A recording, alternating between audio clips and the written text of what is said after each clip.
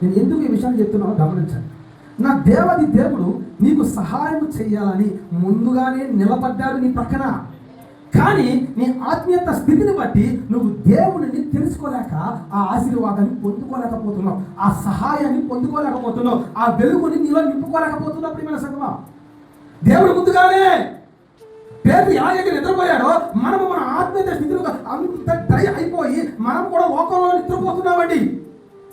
ప్రభు ప్రతిరోజు నీ పక్కనే ఉండి నేను తడుతున్నాడనే విషయాన్ని గమనించట్లా, కానీ ఇక్కడ గమనించండి, మనం చదివిన ఈ వచనంలో మాత్రం తట్టగానే వెంటనే లేచుకుంటున్నాడట.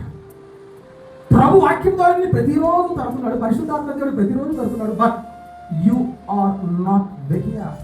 నీ కళ్ళు దేవుని కొరకు తెరవబడట్లా, దేవుని వాక్యం కొరకు నీ హృదయం తెరవబడట్లేదు. ప్రియమైన సంగమా, దేవుని కార్యము నువ్వు ఎప్పుడైతే నువ్వు అవసరం ఉన్నప్పుడు దేవుడు ముందుగానే నీకు తెలియకుండానే అకస్మాత్తుగా దేవుడికి సహాయపడతామని సిద్ధపడిపోయాడు.